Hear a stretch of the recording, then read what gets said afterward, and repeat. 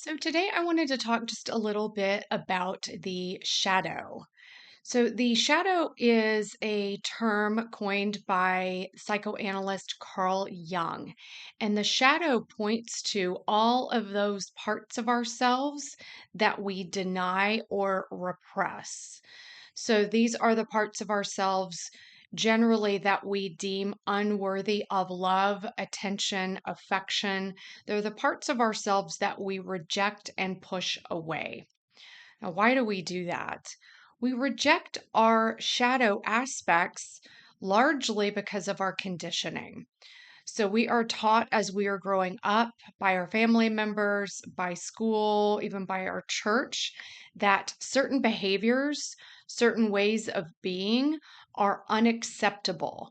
And that if we do certain things or act in certain ways, that we will in some way be punished or denied attention, affection, love, that we might even be completely unwanted if we act or be in certain ways. And so we learn early on to repress these aspects of ourselves because for us, a feeling of connection, love, acceptance, approval, and belonging are intrinsic to survival, especially when we are young children. Our survival is completely dependent upon our caregivers, right? So we need their love and approval literally to survive. So it's kind of a genius survival tactic to push away parts of ourselves that we think might be rejected. However, ultimately, it's a really negative force in our lives because anything that we reject within ourselves eventually will push upon our unconscious in order to get our attention so that they can be loved and accepted by us. And so we can go through a certain part of life for a certain amount of time before we actually feel the effects of this. So we can kind of skate by, I think, when we're younger and not really feel too many effects from the repression of our what we might call darker or again shadow aspects. Now, these shadow aspects, in and of themselves, are not necessarily bad. They are not inherently wrong or bad or flawed. Really, in the wider scope of things, all parts of us are acceptable, lovable, and okay. Um, Really, it's our society, our culture, our institutions, as I said, church, school, or our family systems that tell us that certain behaviors or ways of viewing things or being in the world are unacceptable. It's not that they are inherently unacceptable. So this might be things like being loud or being opinionated or being what some people might call selfish or bitchy or things like that, right? Those just as examples. And so we repress these parts. If I have a tendency to be loud and outspoken, but I was taught very young that I needed to be quiet, be a good girl, withhold my opinion and just sort of hold back and be good, then I would repress my voice, right? Because my voice, my expression might offend or upset other people. So, in order to feel accepted by those people, I might repress my expression, right? And so, there's nothing wrong though with my expression or even the way that I do it. It's just that culture has certain rules, so to speak, as to what is proper, what is not proper. And again, these run through all kinds of systems, family systems, and there's all kinds of levels to this sort of conditioning. And so I've stifled my voice over time. And just to say that as women, as little girls, we are taught to be proper, be nice, be good little girls, be polite, that kind of thing. And so we learn early to repress our voice, to repress our true expression, especially if it is outside of this box of what is quote unquote acceptable. So The thing about these shadow aspects is that until we unpack them one by one, we face what's in our deeper self that's been repressed and face these parts, learn to accept these parts. And this is what shadow work is discovering what these shadow aspects are, shining the light on them, which is the light of conscious awareness, and accepting them, learning ourselves to accept these parts of ourselves that we've been told were unacceptable, learning to meet them with kindness, compassion, and even love. And through that process of finding them, meeting with them with compassion and love, allowing them into our experience, and then integrating them into the whole of who we are. This is the work of shadow work. It's so much of the active part of it. And as we do that, the interesting thing about shadow aspects is that they're not actually dark. Like we have, because it's called the shadow and one's darkness, that we think they're actually darker aspects. But the reason that they are darker or in the shadow is because they've been pushed away, right? And so because they've been pushed away, they might seem like more exaggerated versions of themselves or like with the volume turned way up. So, as an example, if I've been told I was loud, but I have repressed that part of myself, then most of the time I might go through life really stifling my voice. But sometimes, let's say I might drink a lot, and this is what happens when we have a lot of stuff in our shadows that's been repressed, is we will act out. So we might do things like drinking too much, partying too much, eating too much, cheating on our partners, cheating or doing things in other ways that are harmful to our lives and our beings. And so, say that I were to go out and drink too much, then the shadow aspects with the volume turned up come out, right? And suddenly I go from being really quiet and meek and well behaved, what people would say is well behaved, to being loud and brash and like maybe even yelling and very opinionated and very out there with that energy because now all of that shadow has come out. So again, it's not that they're dark or they're bad. It's just that because we've been pushing them away, that's why they are desperate for our attention. They are desperate for our approval and love and acceptance and to be a part of the whole of who we are. And in order to get our attention and be a part of us, they have to be louder than they normally are. So it's because we've repressed them that they are loud. That's an important distinction. So as we start to accept each one at a time, they the form changes, right? So it would go from being really loud to being something that is integrated and more in what we would call right size. Now, the interesting thing is that our shadow actually holds our light.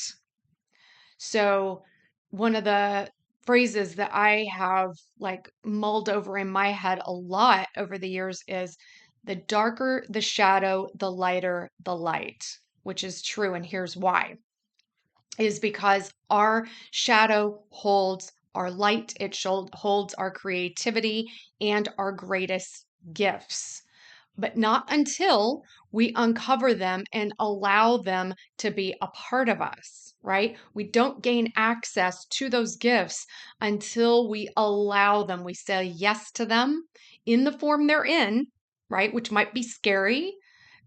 Typically, shadow work can be very scary as we confront these parts of ourselves that we've been taught were not okay, right? So it can be kind of terrifying for some people and depending on the shadow aspect. But what happens is as we integrate this energy, they transform again into our creativity, into our light, into more love, compassion, and into these gifts that we may have felt like we didn't have access to previously. So, and they are all like this because when we look at the bigger picture of being human and energy in the universe, even, we see that there is ultimately no good or bad, no shadows or light, no right or wrong. These are dualistic ways of viewing things, which is a byproduct of living in the 3D world where it's sort of I am separate from you. We are separate from the earth. These ideas, right? Where there is duality, polarity, right? Where in the ultimate truth of reality, everything just is. Everything is pure energy, pure consciousness, not good or bad, not light or dark, right? It just is energy. And so this is really important to know that in the mind of God, in the mind of creation, there is no duality. So, part of what we want to do on the spiritual path is to pull out of these ideas of dualistic thinking of right and wrong, good and bad, shadow and light, right? And that's part of what we're doing with shadow work is to integrate so that we can be in that spaciousness of at what the Buddhists call equanimity, which is everything just is as it is. And that's it. It just is as it is. And in fact, everything just is. Again, pure conscious awareness. That is it. And so that's what we want is to move into that space of awareness where things just are, where we can just be who we are without this flip-flopping back and forth, right and wrong, good and bad, shadow and light, right? In reactivity.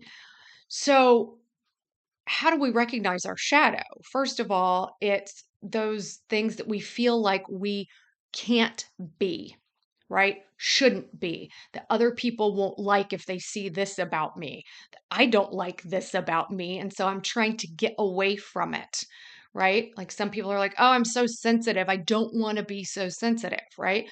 That can even be a shadow. So I want to clarify that shadow aspects are not necessarily darker or heavier things, they can also be our light. So, as an example, that I might also repress if I feel unworthy for some reason, I might repress my gifts. I might repress being an open, kind, and compassionate person because that's scary for me to do that because in the past I have been taken advantage of. So I repress that kindness and compassion in order to protect myself. So shadow aspects can be either thing, right? And so that's an important note. Now, in our interactions with other people, that is how we really, really recognize our shadow, specifically in our reactivity to other people. So, if I have a really big reaction to something someone does or says, or something they're doing or not doing, that's a good sign that something in my shadow might have been triggered. If the reaction is really, really high, and again, if I don't want to feel something, don't want to be something, and if I respond to something I see in someone else with a lot of pushback, with a lot of like, ooh, I don't like that about that person, odds are good that that's something in me that I don't like. So other people are a good mirror for us. Now, of course, it is another person with their own shadow aspects and projections. So, to talk about projection, this is also a concept of shadow work where all of the things that we are not aware of, that we are unconscious to or repressing, will get projected onto the screen of our reality, specifically our relationships with other people. So, what projection looks like is I might not like or be okay with the fact that I'm, again, just using the example of being really loud and opinionated. So, when I run into someone else who is loud and opinionated, in my opinion, I will have maybe a strong reaction to that. So I might be like, oh, I can't stand that person. They just won't shut up with their opinions. Or I might be jealous that they are able to express themselves in ways that I feel unable to. So it could be that I want to get away from that, push that person away, want nothing to do with them, or that I'm even jealous. So again, with the lighter, what we might call lighter aspects that we see as strengths, that are in our shadow, that might show up as jealousy toward another person. Like, oh, that person's really succeeding and doing well, and I feel like I'm not. So I feel jealous of that person because I am not in touch with my own success. I'm not giving myself credit for the successes that I have had in my own life. So when I see it in someone else, I get jealous because I'm not owning my own success, right? So it could show up as jealousy or a pushback, push away. Now, the other thing is that, how do we recognize what's ours and what isn't? That can be really tricky because we can get into a place where we are accepting too much responsibility, or we can get into a space where we're accepting not enough responsibility. Now, the trick is, again, yes, everything outside of us, all of our relationships are a mirror for what's going on inside of us. And at the same time, it is another person too. So we have to work with it in two ways. So it's like, how do I know when something is mine and something is the other person's?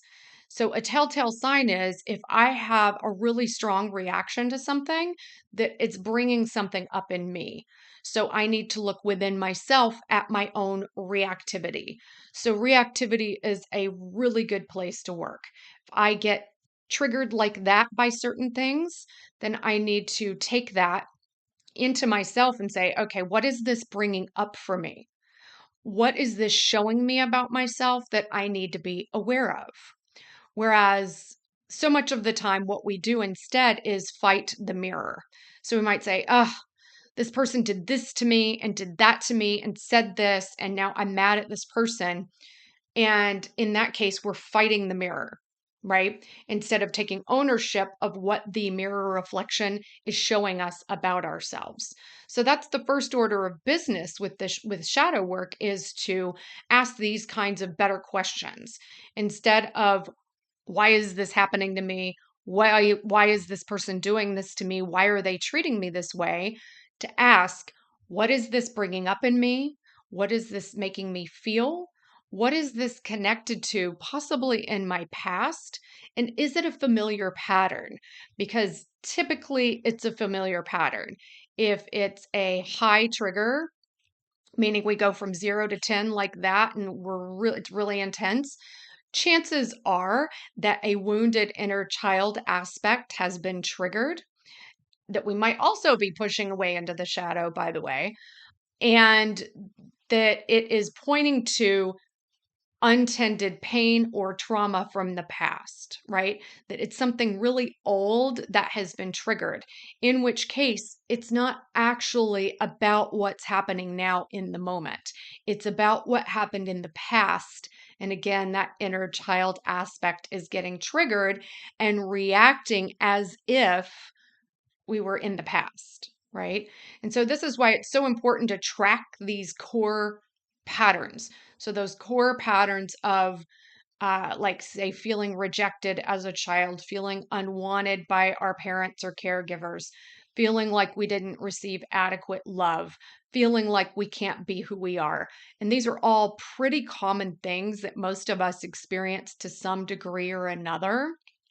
And those kinds of patterns and other ones will show up repeatedly in our lives and in our interactions with other people until or unless we are willing to start asking the right questions and face these parts of ourselves, our pain, our fear, our trauma, and these disowned aspects of ourselves in our shadow.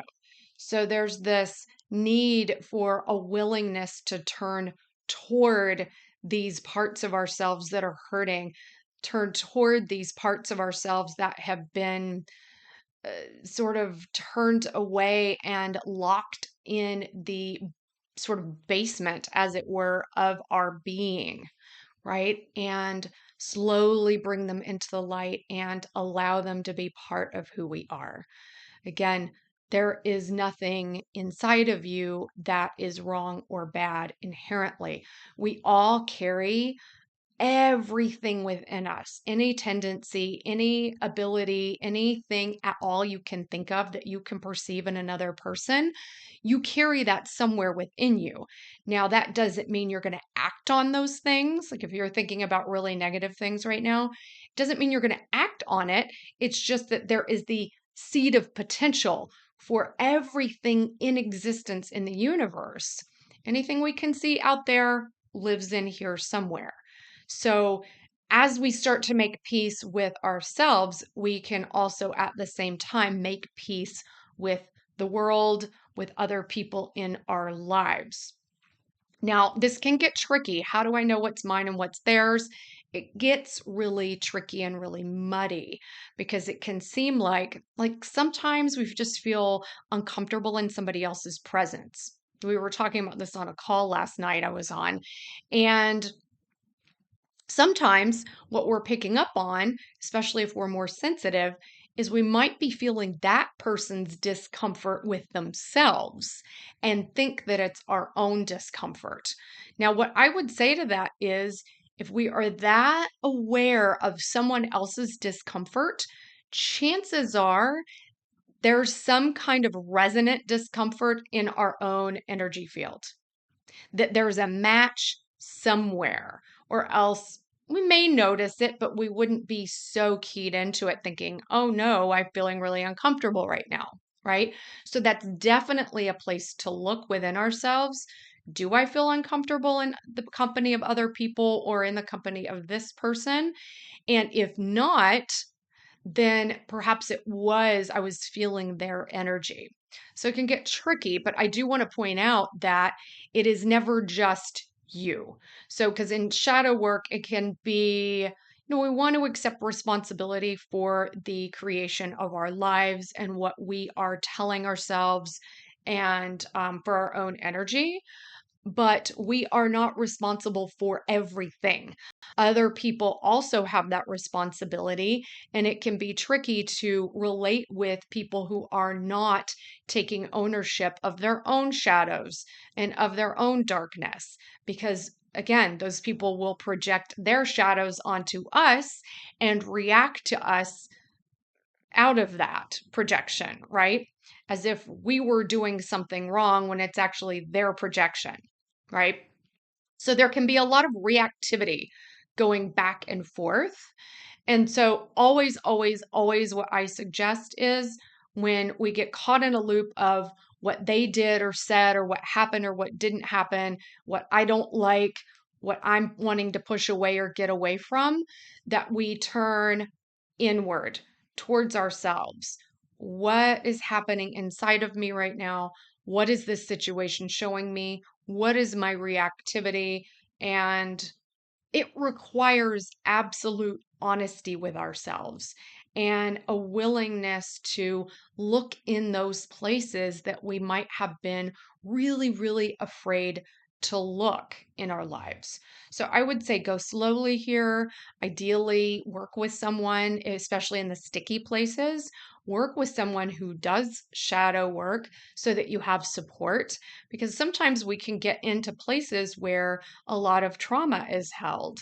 And we want to be able to titrate, which means pace ourselves with it, not go too hard, too fast, all at once, so that we don't overwhelm our system. We want to go little bits at a time with this kind of work. And so, definitely getting support at a certain juncture might be ideal.